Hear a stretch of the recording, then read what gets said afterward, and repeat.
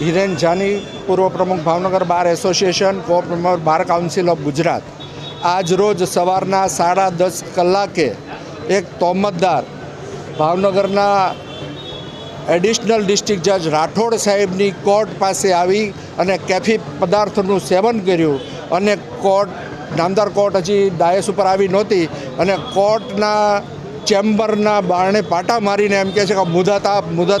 ત્યાર પછી પીધેલી હાલતમાં કોર્ટ રૂમમાં જાય છે અને કોર્ટના કર્મચારીઓ સાથે પણ માથાકૂટ કરી। એના અમારા જાણવા પ્રમાણે એના 2 કેસો આજે કોર્ટમાં અદાલતમાં હતા। ત્યાર પછી એ પીધેલી હાલતમાં બહાર નીકળ્યો અને બેફામ શબ્દોમાં ગાળો બોલતો હતો, એટલે વકીલોએ એને ટપાર્યો।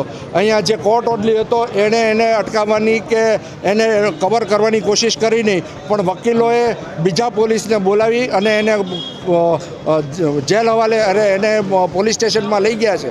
પણ આજે ભાવનગરમાં કાયદો અને વ્યવસ્થાની પરિસ્થિતિ સંપૂર્ણપણે કથળી ગઈ છે એવું અમારું માનવું છે।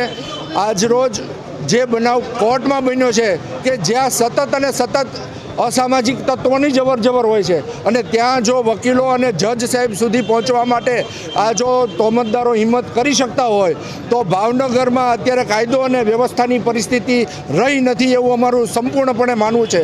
ભાવનગરની પોલીસ રાત્રે 11 વાગ્યે નિર્દોષ નાગરિકોને રંજાડે છે। બહાર નીકળેલા નાગરિકો જે ફેમિલી સાથે હોય એની સાથે ગુનાખોરો જેવું વર્તન કરે છે અને અસામાજિક તત્વો માટે ખુલ્લો દોર આપતી હોય એવી પરિસ્થિતિ આજે ભાવનગરની બની ગઈ છે। ભાવનગરના બુટલેગરોને સેફ પેસેજ આપવા માટે રાત્રે 11 વાગ્યે દુકાનો બંધ કરાવવામાં આવે છે। મારે પોલીસને પૂછવું છે કે કયા કાયદાની કઈ જોગવાઈઓ અનુસાર તમે આવા પ્રકારની પબ્લિકને હેરાનગતિની કાર્યવાહી કરી રહ્યા છો, જ્યારે સરકાર દ્વારા એવી યોજનાઓ બહાર પાડવામાં આવે છે કે 24 કલાક સુધી માણસ ધંધો કરી શકે અને ભાવનગરમાં ઉલટી ગંગા જોવા મળે છે।